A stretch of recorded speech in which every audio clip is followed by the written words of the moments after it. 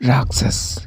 यह कहानी है एक ब्राह्मण राक्षस की, जिसे आप लोग जानते ही होंगे।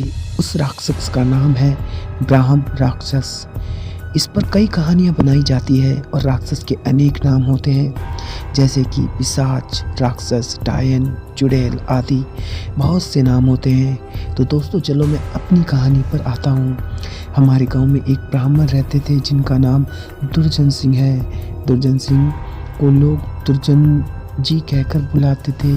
उनके घर से कुछ दूरी पर एक खेत था। उस खेत में एक बहुत बड़ा बरगद का पेड़ था। वह बरगद का पेड़ बहुत पुराना था।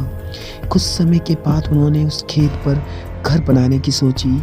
पहले वाला घर बहुत छोटा होने की वजह से उन्होंने खेत पर घर बनाने की सोची। उन्होंने उस बरगद के पेड़ को कटवाया और अपना घर बनवा लिया। कुछ दिन तो ठीक ठाक चला, पर कुछ दिनों बाद दुर्जन जी बड़े परेशान रहने लगे। वह कभी पूजा करते और कभी नहीं। तो उनकी बीवी ने उनके बदले स्वभाव को देखकर पूछा कि तुम आजकल पूजा नहीं करते हो और आजकल बदले बदले से रहते हो, कभी बच्चों को डांटते रहते हो, तुम्हें क्या हुआ है। दुर्जन जी के चेहरे पर मुस्कान आई और वह कहने लगे, मेरे घर को तोड़कर अपना घर तो बना लिया है और इसे क्या पूजा करने के लिए कह रही हो। मैं ही तो भगवान हूँ, इसे पूजा करने की कोई ज़रूरत नहीं है। वो कभी दांत मीचते, कभी बड़े प्यार से बोलते, कभी आंखें लाल तो कभी सही हो जाते। उनकी बीवी को शक हो गया कि जरूर किसी का साया है और वो बातें ऐसे नहीं करते हैं जैसे कि उनके अंदर से दो लोग बोल रहे हों। तब उनकी बीवी ने उनको बिठाकर हनुमान चालीसा पढ़ने लगी। वो सोच रही थी अगर कोई होगा तो भाग जाएगा, पर दुर्जन जी पर उसका कोई असर नहीं पड़ा।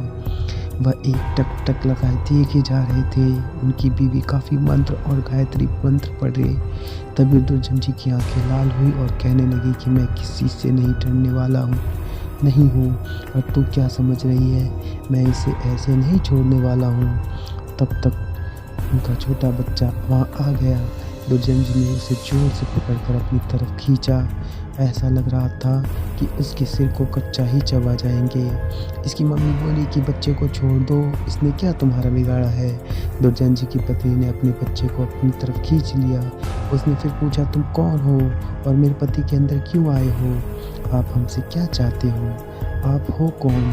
तब उसने कहा कि अगर अपना भला चाहती हो तो बरगद के पेड़ लगाओ, जितना भी हो सके पेड़ लगाओ, फिर मैं बताऊंगा कि मैं कौन हूँ और फिर मैं चला जाऊंगा। तब दुर्जन जी की बीवी ने 101 पेड़ बरगद के लगाए। एक दिन उसकी पत्नी ने देखा कि आज दुर्जन जी सुबह उठकर पूजा पाठ कर के आ चुके हैं।